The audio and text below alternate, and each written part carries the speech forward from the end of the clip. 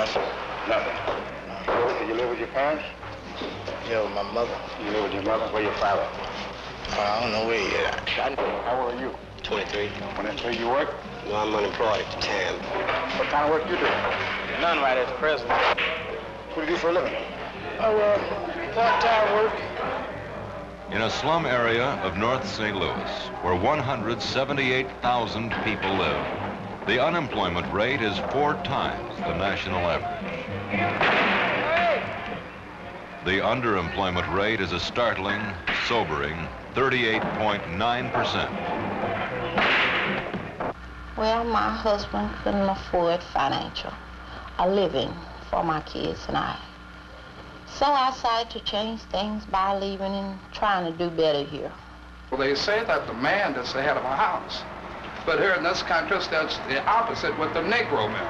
The Negro mill are the last hired and the first fired. Quite natural, he couldn't afford clothing like they should have had, and food. So that makes a great difference. Because for the most part, the man is supposed to be the chief breadwinner. He's supposed to be able to provide for his female. You know, mother always thinks about what a kid gonna grow to be. If they don't have these proper things, it puts different things on their minds coming up, you know. You never know. And a social aspect of, theaters, and we can go to the restaurants, and we can go to all of the parks and the museums now where heretofore we couldn't go. But on the job question, we're still just where we started. We haven't made any breakthrough at all.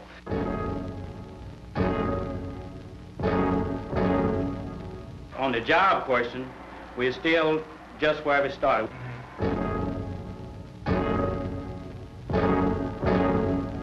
We haven't made any breakthrough at all.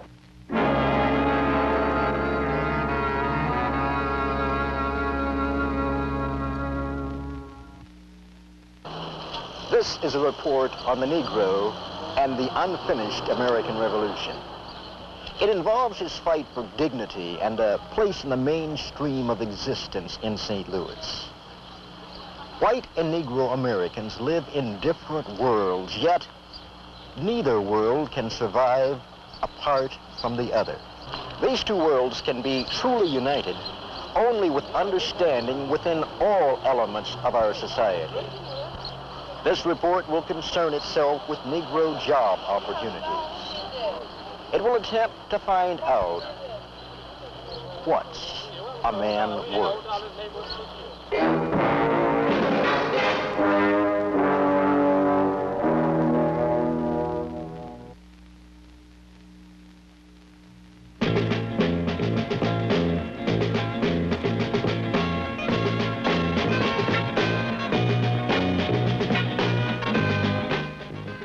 Our so-called affluent society of the suburbs cannot and does not see the miserable conditions of the Negro in central St. Louis.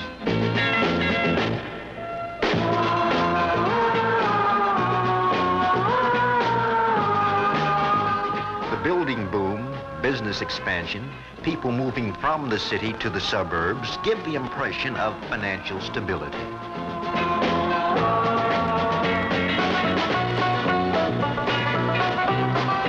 Then, too, because of Negroes in sports, in show business, and on television, the impression is that there is a large Negro middle class, and the stability applies to them as well.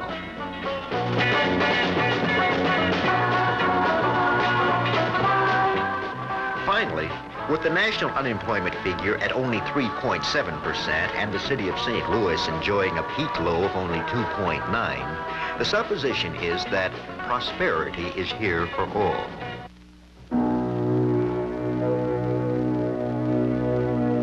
The supposition is false.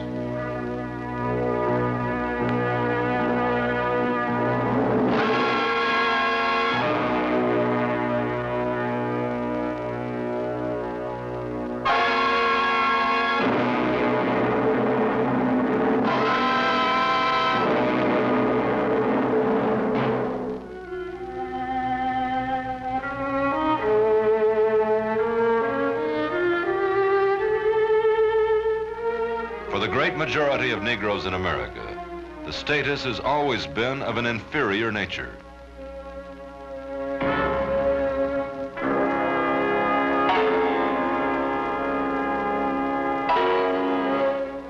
First, as slaves in the plantation system of the South. Next, as helpless sharecroppers. And now, 70% of all the Negroes in the United States are residents of black ghettos like this one in central St. Louis.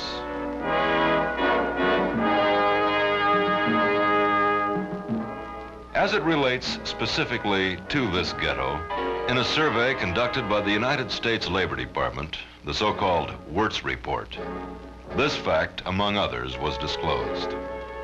As late as November 1966, 12.9% of the ghetto workforce were jobless, despite active efforts on their part to find jobs.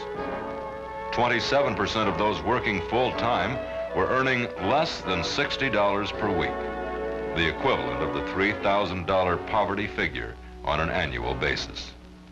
Consider this in light of the fact that the city's population is now 37% Negro. A prediction by the Center of Research and Marketing forecasts a 46% Negro population here in just 3 years.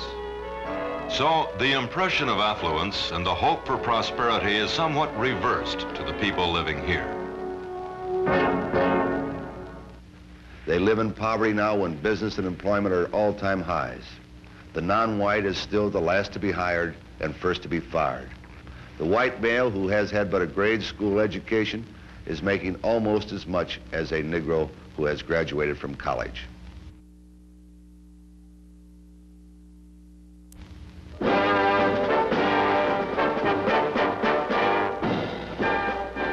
In the St. Louis metropolitan area, which includes St. Louis City, St. Louis, Jefferson, and St. Charles counties, 145,000 people work in professional, managerial, proprietary, or executive jobs. Only 6,300 are Negro.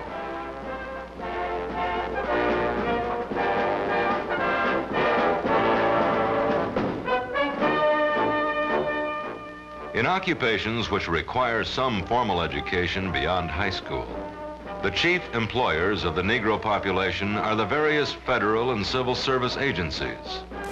241 are policemen or other law enforcement officers. 1,451 work in the Postal Service, and 2,600 are employed in other government agencies.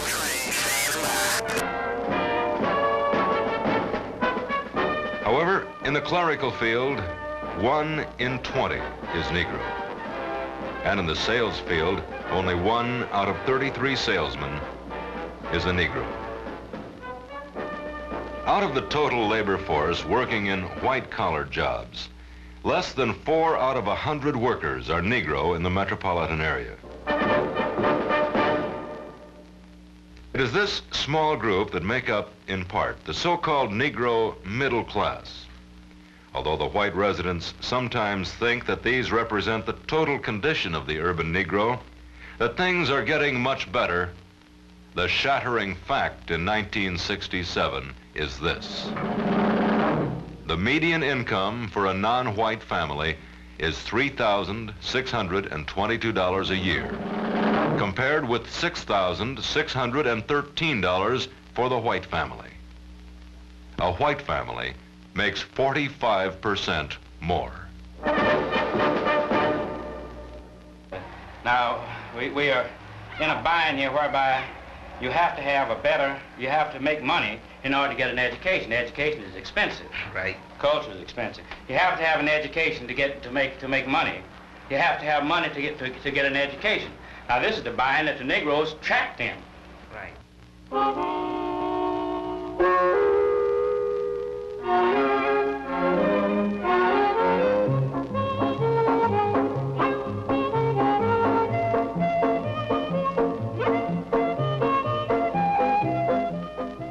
This is Joe Grimes. He's 23 years old.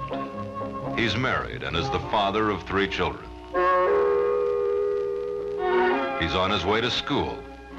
Joe will soon be a skilled welder. Today, he feels alive, needed, an emotion he's experienced only since he started school. What was it like before you got in? Oh, well, it was pretty rough, actually. When I got into my teens, it was, well, I'll just say rough, period. What do you mean? How did this happen? Well, I was delinquent, naturally. I ran the street quite a bit. I dropped out of high school, started running the street. What grade? Oh, I dropped out of high school when I was in 9th grade, very first part. And I started wanting things that the fellas wanted. You wanted them because everybody else had them? Yeah, everybody on the corner had them, you know. So that's what led me to stealing. Then I messed around, went away for a while. Went away, that means you were incarcerated. Yes, I was for about 15 months.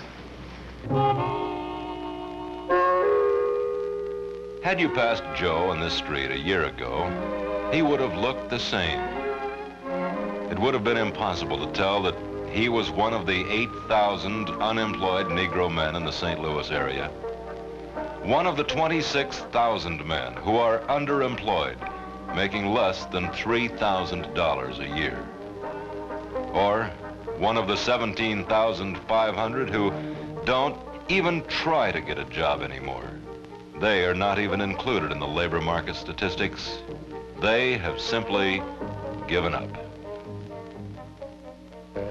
Was your father in the home when you were a youngster? Oh, no, my father and my mother have been divorced since 55.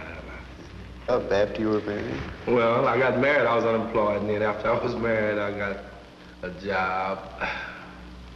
But it wasn't such a steady job. And I stayed on about 2 months, and then I went unemployment for a while, and then another job. Then unemployment for a while, then another job. You know, and then just unemployment, period. You just didn't know how to do anything. What kind of work did you do? Well, porter work, janitor work. That was the only thing I could get. That was the only thing I knew how to do, push a broom. And after a while, you know, those just ran out. How was your life at home during this period? Oh, boy. If you want to call it a life, it was rugged, real rugged for me, for my wife, for my kids, too.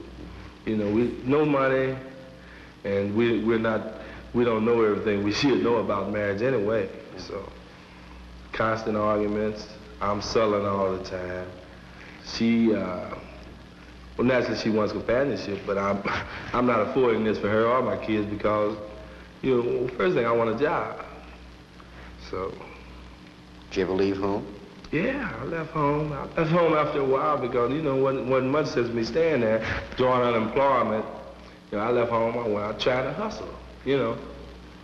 I'd do little things, you know, like first I'd get me a little bank, so to speak. I'd wash windows or wash somebody's car or something, give me $4 or $5 and maybe find a crap game somewhere. You know, shoot craps. If I didn't make it that way, I just had to go wash somebody else's window or a car the next day, you know.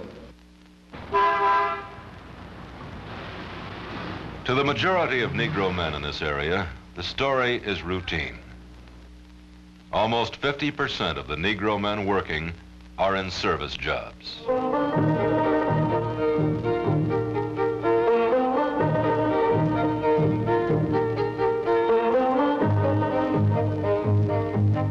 Jobs that pay little and lead nowhere.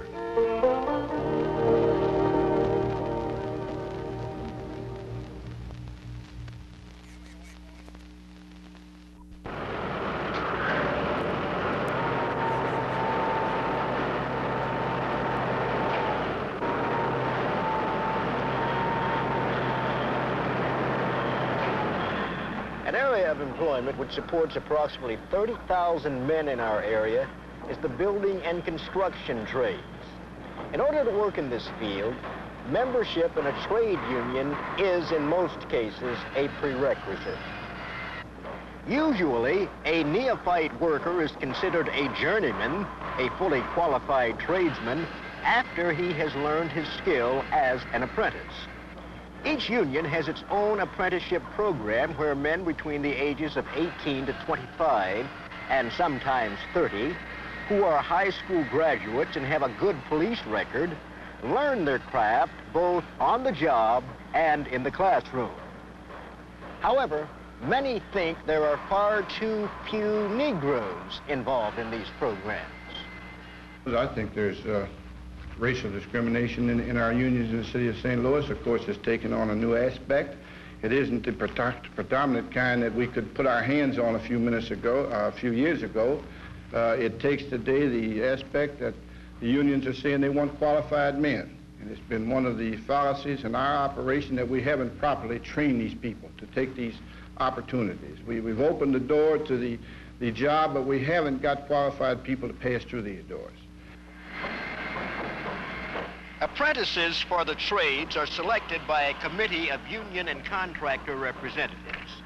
The committee formulates and administers a test given to potential apprentices. Often the union, when considering the contractor with whom its members will work, reasons the higher the entry qualifications, the more competent the incoming new worker. The high qualifications, though, when considering the Negro applicant who has not had the experience or background in the trades, and who more likely than not has some sort of police record, militates against his meeting the high entry standards. I think the unions are using this as a different type of segregation, to say that our men are not qualified. Now, I know you're going to ask me why. The white boy is able to get into this operation without this training. But you've got to remember that he has an ethnic background of training through 100 years of training through his parents, so that his opportunities are greater than the Negroes, and we must be able to balance these scales and make this opportunity available to all the people of the city of St. Louis. Is it difficult for a Negro youngster to get into the apprenticeship program? No. As a matter of fact, it's very simple. Make application, and then the applications are processed in the usual manner. It's not complicated at all, just being at the right place at the right time. If it's not difficult, Mr. Delfit, how many Negro apprentices are in the program? In 1964, there were 7 registered Negro apprentices out of a total of 1,046 in the building trades. In 1965, we find 21 registered Negroes out of a total of 895. And in 1966, we find 36 Negroes registered in apprenticeship positions. We have an unconfirmed report that at the present time, in March 1967, that there are approximately 40 Negroes in apprenticeship positions in the city of St. Louis. A past history of discrimination in unions, plus a background not lending itself to work in this area, has produced a rather logical but too often misunderstood effect upon the Negro. I found that from my experience, which has been rather extensive, that we get predominantly so with our Negro apprentices a high degree of tardiness and lack of regular attendance. I found that many, if not most of the boys, come from homes that have no father in them, so that there's no example for them. They don't see a father out working all the time, so they don't accept it as the general rule that they have to go out and work also. And not only have to go out and work, but have to be there every day. Another reason, which I've not read about, but which has occurred to me that I think has some significance, is that maybe for the first time in these boys' lives, they find themselves in a position where they're needed. That's hard for them to accept, much less understand. This long-standing practice of discrimination as it relates to apprenticeship training opportunities has had a detrimental effect upon our Negro youngsters. They are not motivated, they're not inclined, nor in 1967 do they have any interest in the field of apprenticeship and training. The door has been closed. The door is still closed.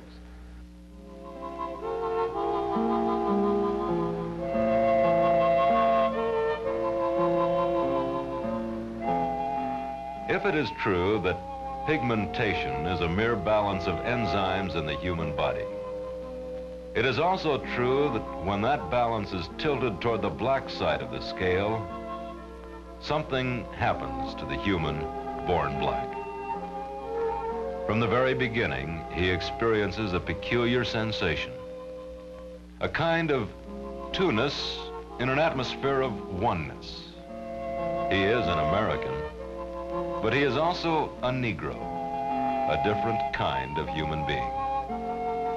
He has two sets of thoughts, lives in two different worlds, and is haunted with forever trying to solve the perplexing riddle that involves itself with this question: how can I, as a man, be both a Negro and an American without the constant threat of having the doors of opportunity slammed in my face? To better understand his feeling of complete despair, let's look at just one area in the so-called hardcore deprived Negro community. This neighborhood can be described as crumbling. They have inherited their position through years of denial, the endless circle of frustration in the job mart. Well, if a man gets up in the morning and has nowhere to go, no work to do, no hope, no reason to plan and nothing to plan with, it seems to me inevitable that he'd lose his zest, his enthusiasm. Beyond that, if he is left out of things and never has any responsibilities placed on him, which is the common case, then it's hard to imagine how he could somehow or other learn to behave in a responsible way. Some of them are without hot water, dingy, a lot of rats. I guess you've seen the alleys and whatnot where all this filth and garbage, trash, rubbish is thrown out in the back. Well, it's a jungle. They come out of these projects, come out and stand around. They surely don't have the same objectives in life that a lot of other people have. But they care. They care about themselves, though. When they get older, they start working in these day jobs and unskilled jobs, and this goes on for a long period of time, and just passed on from one to another. These are fishmongers here, you know. Most of them out here in these big trucks and whatnot.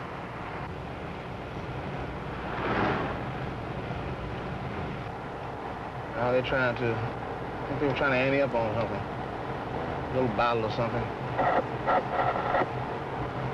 little bottle of wine. Now they'll do little menial jobs around, like they can run an errand here or there and get a nickel or dime and ante up on a bottle of wine. They've had a big day. What it does to people is really hard to guess, because the people who are apathetic are, by that very fact, not doing very much and not saying a great deal. How can we, driving by, figure out what the inner man must be like under those conditions? It's hard to guess, and I suppose the best we can do is guess. It must be a feeling of hopelessness, of irresponsibility, because there's no responsibility to take hold of. You hate to see the young ones get off to such a bad start because of these idols that they're worshiping have a far greater hold on than their parents do. It's a big thing. You see one of your idols driving a Cadillac, T-Bird, got the hair processed, looking all dapper Dan, sit around the processing all day and talk, brag about their exploits, try to impress the little young girls and things of that nature, pulling on them, saying smart cat in crowd remarks. And the little young kid who looks upon them and all says, this is what I want to be, because this is the closest thing to heaven I've seen so far. He wants to wear the black leather coat. He wants to wear the black Jaguar hat. All these are great symbols. He's emulating the crow who stands on the corner, pocket full of money, hustler, gambler, who tells him that he can get it if he does the things that he does.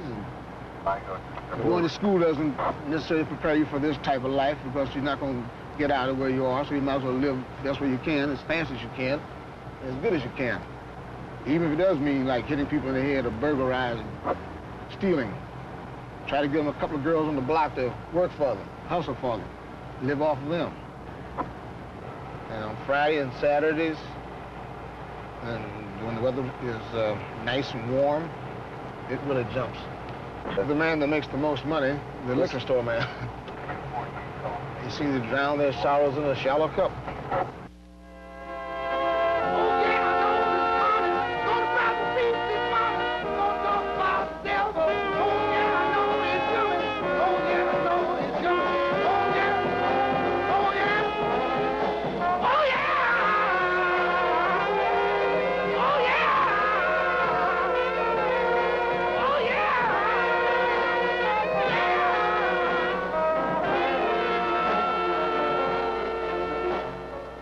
Unless conditions change, another generation will be standing here looking on.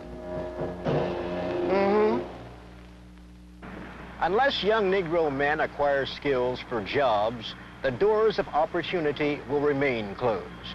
The Negro must take advantage of the training being offered, and the business and unions must make it convenient and possible for him to take this advantage. Answers must be found to solve this problem. I think one of the answers is that obviously the testing programs ought to be reevaluated. Recently in New York, the history had been that Negroes taking a particular test for an apprenticeship training program, the great majority of them failed.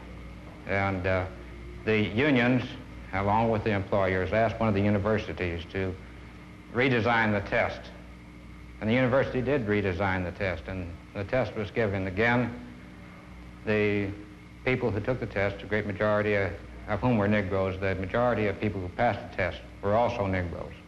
So that by the mere redesigning the test and making it appropriate for the type of job and for the background of the people who were applying, made the difference as to whether or not they were eligible for this particular training program, apprenticeship training. But I think that the important thing is that every year, for a long, long, long time, while this pressure is necessary, that a regular number of Negro young men and older men are introduced into this industry so that everybody knows that it's happening, everybody gets used to the fact that it's happening, and more importantly, so that people get jobs every year. The problem of getting Negro youngsters into the apprenticeship program and subsequently into the trade unions can only be accomplished by a multifaceted plan of action. Good training programs must be established like the one at the Associated General Contractors Training School. On-the-job training is the most valuable way for the young Negro workman to overcome his scant knowledge in the building trades industry. However, there are those who are concerned about other present-day methods of introducing the unskilled laborer into the skilled workforce. Well, we must begin taking a brand new look at the whole concept of apprenticeship as a method of entry into skilled occupations. So what do you mean by that exactly? Well, I think, for example, the average apprenticeship program suggests something like 4 or 5 years before you are prepared to become a journeyman or a fully skilled person. I think today, in many instances, you could train a carpenter, you could train some electrical areas in less than 2 years.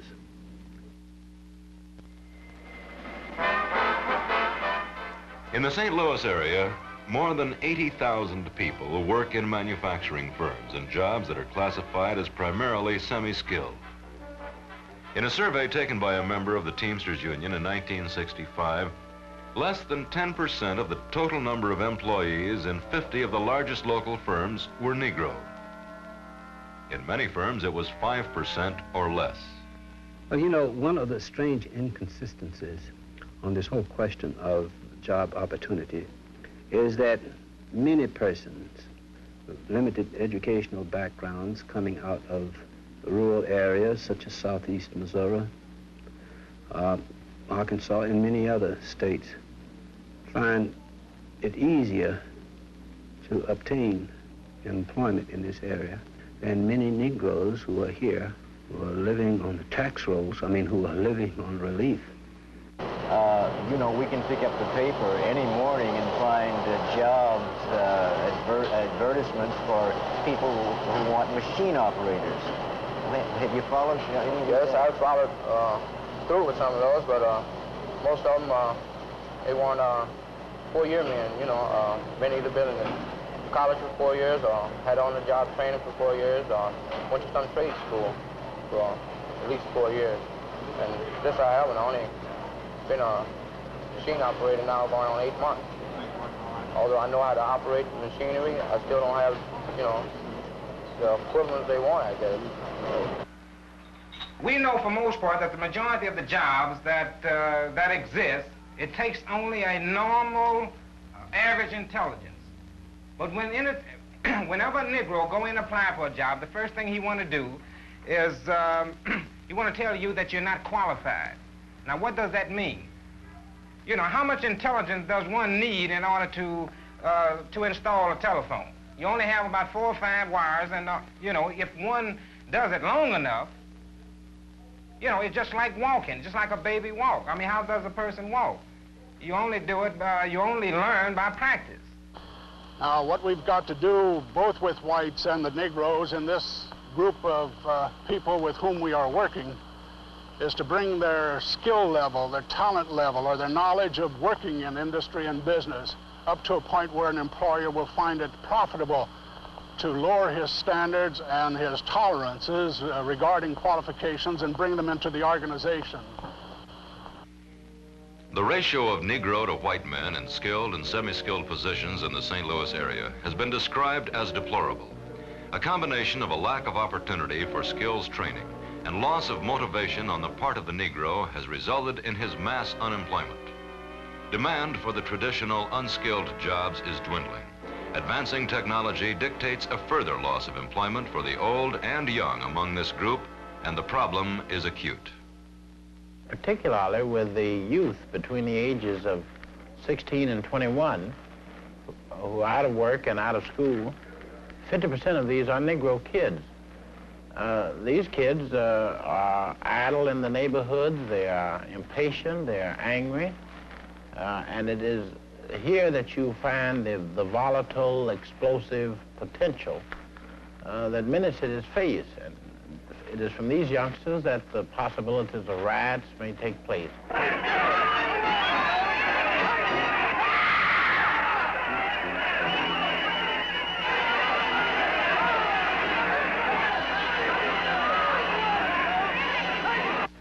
Do you ever go to school? Yes, sir. When do you go to school? Every week, every day. Every day. Well, how do you work then? So I only work on Saturdays. Oh, just on a Saturday. Why aren't you in school today? I got suspended. Suspended?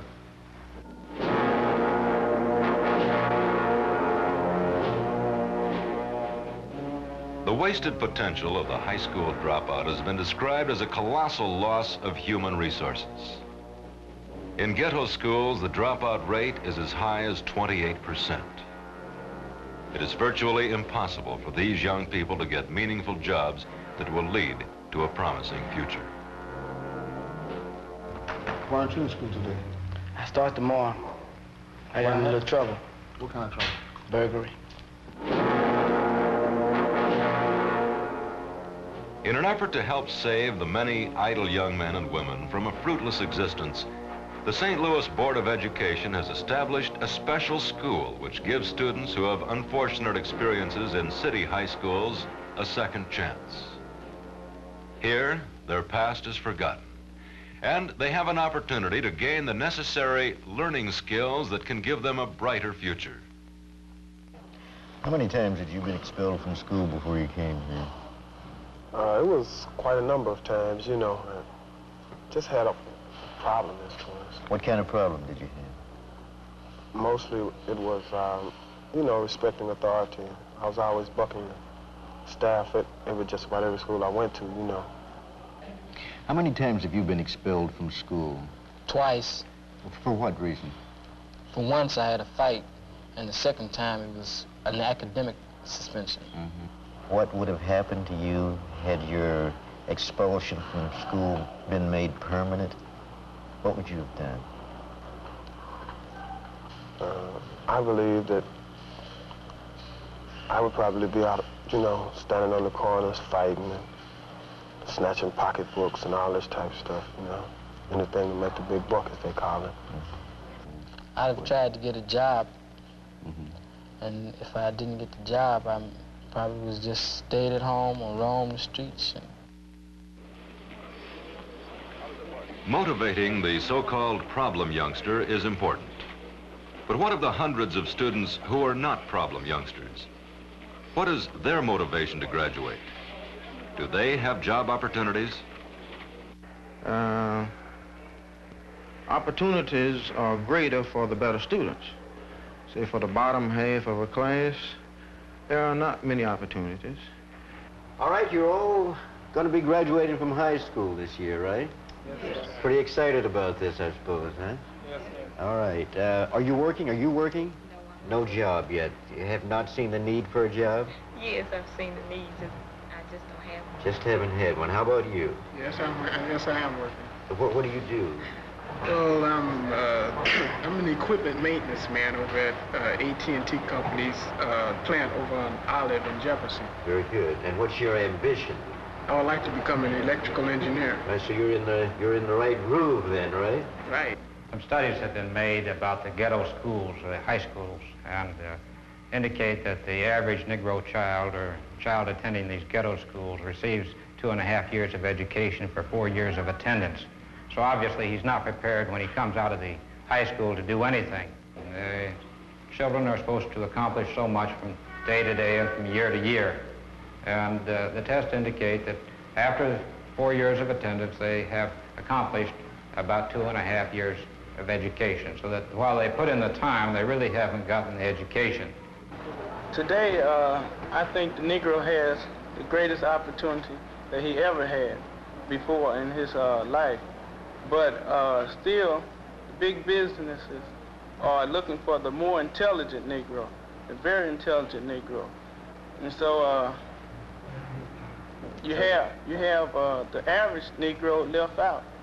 He's still left out. He's finished right Yes, now sir. if he's average. Is that what you're saying? He's not completely finished, but he's still left out the big picture where the good money is. Particularly the bottom 25%, because these students sooner or later will become unemployed and unemployable as such.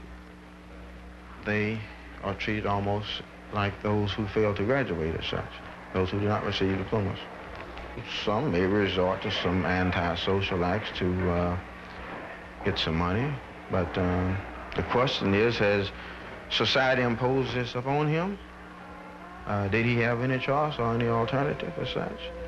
There's little doubt in my mind that they traveled this road because they had no alternative. No alternative because of limited economic opportunities. No alternative because of questionable family stability. No alternative because he feels like a nobody. His ambition is sapped. His anger breeds discontent.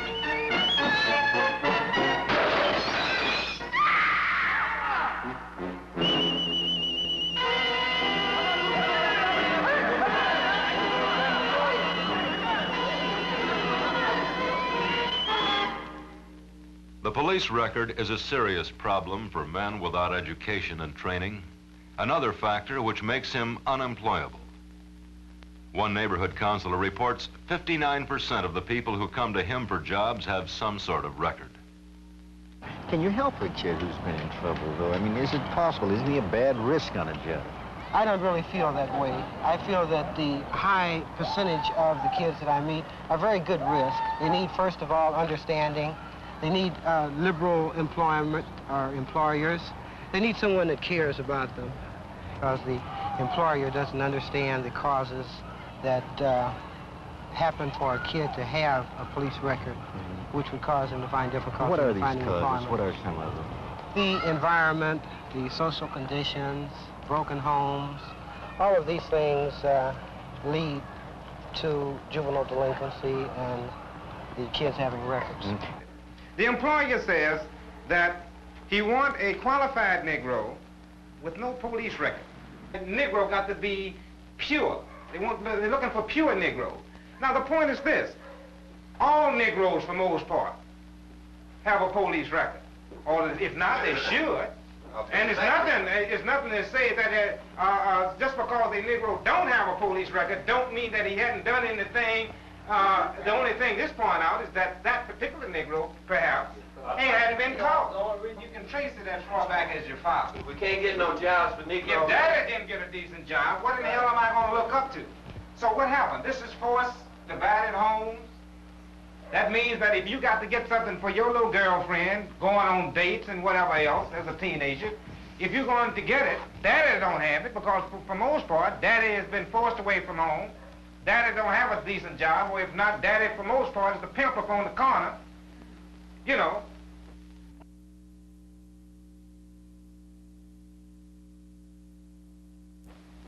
Right, and if the employer doesn't take the risk, what happens to the youngster? Many, many cases he will attack society again.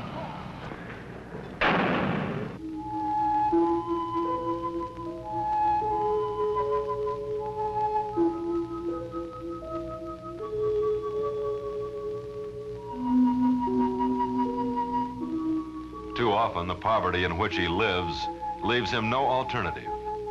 In too many cases, the prison term begins before the crime is committed.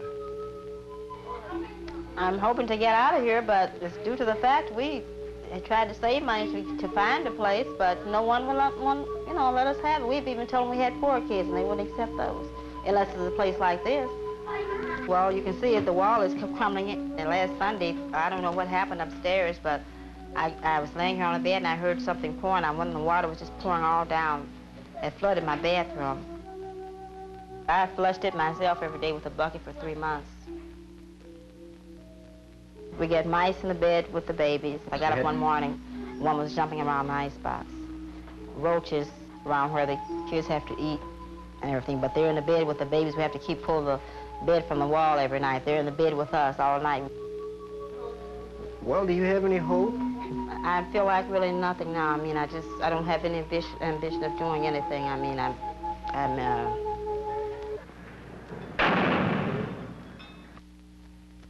He cannot escape because he's a victim of his environment.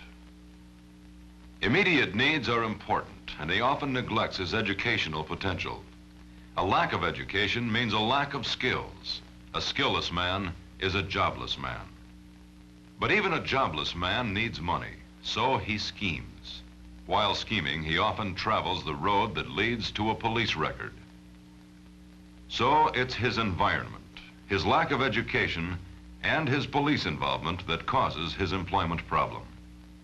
Yet his employment problem causes his police involvement, his lack of education, and his ghetto life.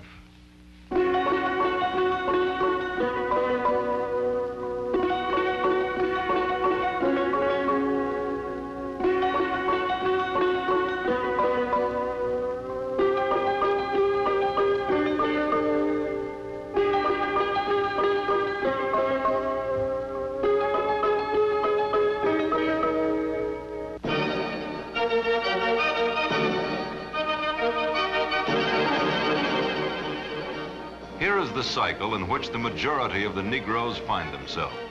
A cycle of frustration and hopelessness that pervades and distorts his life. Until the Negro can escape, he is moving in circles, and the society which is powering this merry-go-round is moving nowhere. The question seems to be, what are we going to do to get him off this merry-go-round? Well, fortunately in St. Louis, there is a network of crash programs underway designed to correct the imbalance of meaningful employment as it relates to the underemployed Negro male.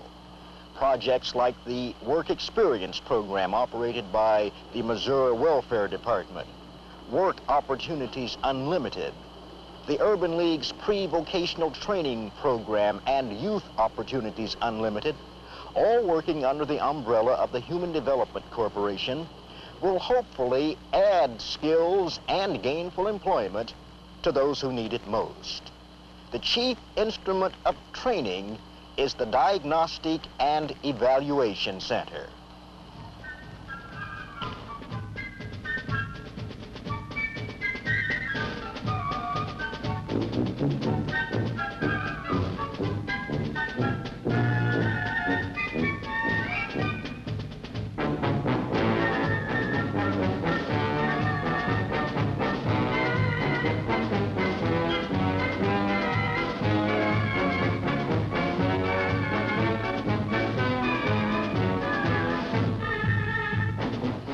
Here, the work potential of the individual is studied through testing and counseling to diagnose aptitudes and attitudes for work in various areas. Audio-visual tests.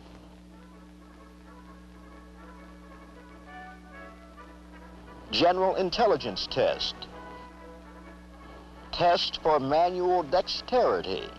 And, well, you name it.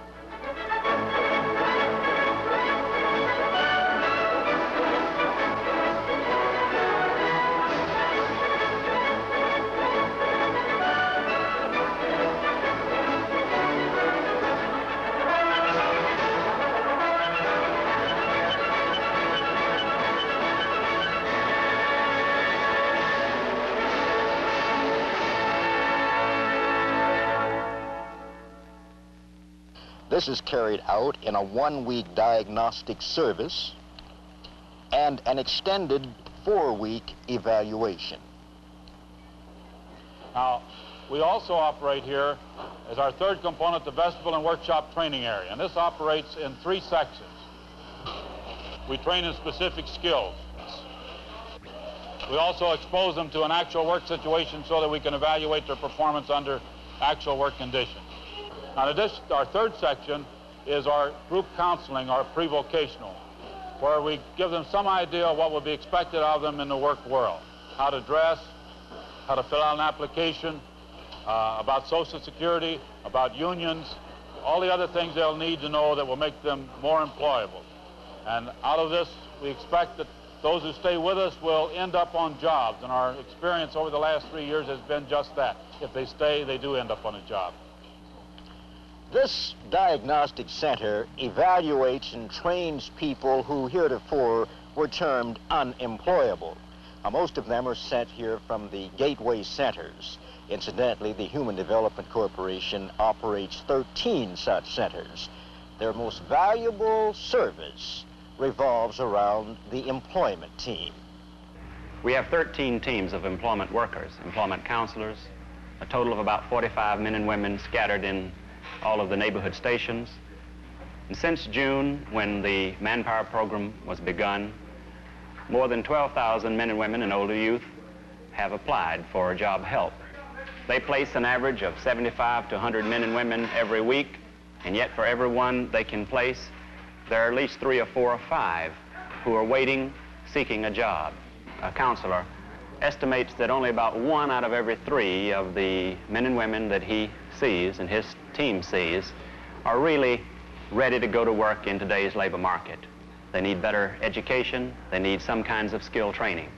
Yet, as the counselors offer these men and women skill training, many of them seem to have to say, no, I can't take it, I need a job now, I need income now, and the training doesn't offer me enough money. I can't support a family on $35 a week that the training will provide. This is a choice they have to make, and yet it's a self-defeating choice, because without the extra skills and without better reading ability, the man will continue to be at the bottom of the barrel in the labor market. As you've seen here, the females far outnumber the males, and of course everyone wants to know why. I guess if we knew the answer to that, we would have solved a lot of our problems. We can only guess. Discrimination certainly has had its part in it. People who have not had jobs for many years, who found that the doors have been closed to them, find other ways of living and just believe that they aren't open now. Secondly, we believe that probably our allowances are not sufficient to get males into the program. And third, we just haven't done the job of convincing them that this does offer them something for it.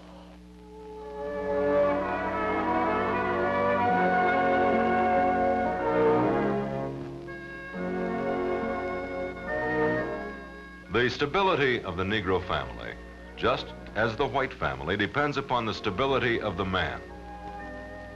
If he is to head his home, he must have a job.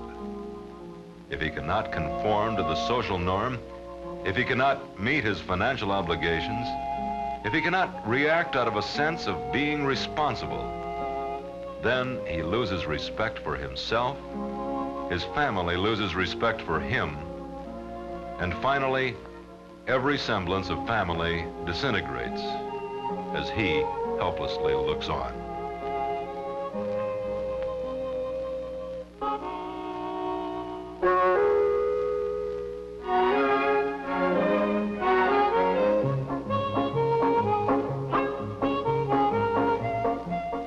The Missouri Welfare Department, in an effort to help stabilize the destitute family, and at the same time keep the man in the home, has instituted what is called a work experience program. It is designed to put dignity back into the unemployed father by either training or retraining him to be a productive member in today's labor force. How'd you find out about the work experience program?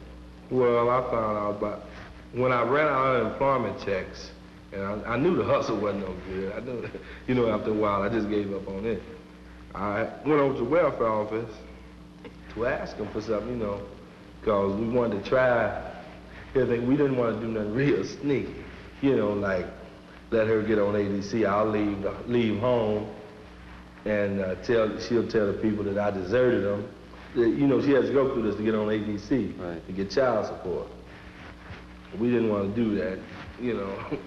And we went over there and found out about the work experience over at the welfare office.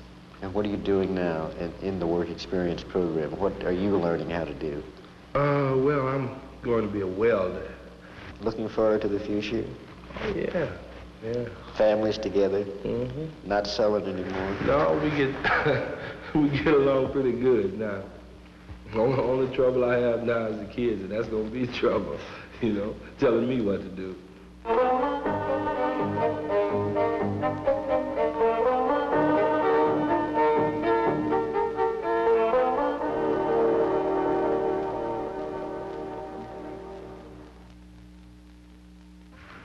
Business and industry have as yet failed to fully play their role in meeting the problems of the central city.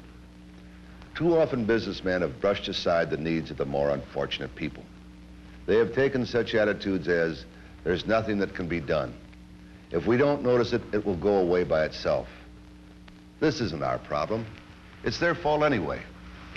Those who think in these terms are wrong. Those people and their problems are there, and they will be there. We have in St. Louis block after block of slums where people exist in hopelessness on welfare handout. Poor people make poor customers. Do you want to keep paying taxes to keep these people on the welfare rolls? Or would you rather put them on the payroll and make them customers? Now, I think the principal effort of Work Opportunities Unlimited with employers is to get employers to understand that the people of this group need to be given opportunities to get on the economic ladder so that they can earn a paycheck, and in that way be taken off of the relief rolls and thereby lowering taxes, etc. This is a simple economic lesson. Either private industry will take the initiative in finding economically sound jobs in our tight labor market for these disadvantaged, or it will be the federal government with its inevitable markup, taxes and control. Whether industry or government does the job, it will be industry that will pay the bill. Only the bill will be at least double, and the results at best dubious, if the federal government takes over industry's job. Industry today is inadequately capitalizing upon these vast resources. In failing to do so, has set up the stage for what well may become in the expanding series of great American cities, an explosive chain of superwatts. The people who control economics in this country is responsible for the entire problem that exists for the Negro. That's what in the hell are we going to do about Right, this? that's what we're going to do. Right. You know, we can talk all night, but what are we really going to do? And what about those handkerchief-head brothers? Are we going to do what we would do if we made a mistake on a piece of paper, erase it? Or are we going to just leave it there knowing that will be rejected sooner or later. No, I mean, right. we've got to take some concrete action. Right. Or forget it. Right.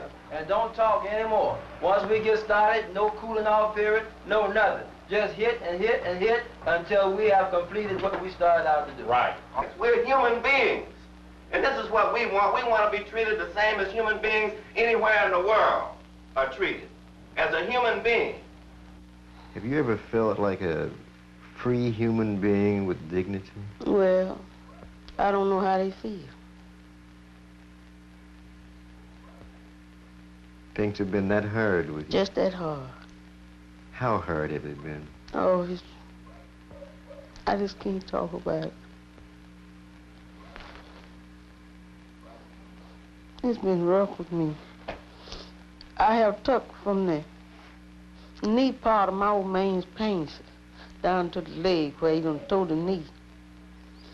I have took that knee part and washed both of them legs and put both of them together and take the scissors and cut my oldest boy, that boy what you seen in there last night, and cut them some kind of little pants to put on and take a strip and make some spindles to hide them children naked. I've been just that bad. Once the poet Carl Sandburg asked, what is a man worth? What can he do? On the one hand, those who buy labor. On the other hand, those who have nothing to sell but their labor. And when the buyers of labor tell the sellers, nothing doing today, not a chance, then what? When, as the Wirtz report points out, unemployment or sub-employment in the slums of St. Louis is so much worse than it is in the country as a whole? What when almost 50% of these people are unable to earn a decent living?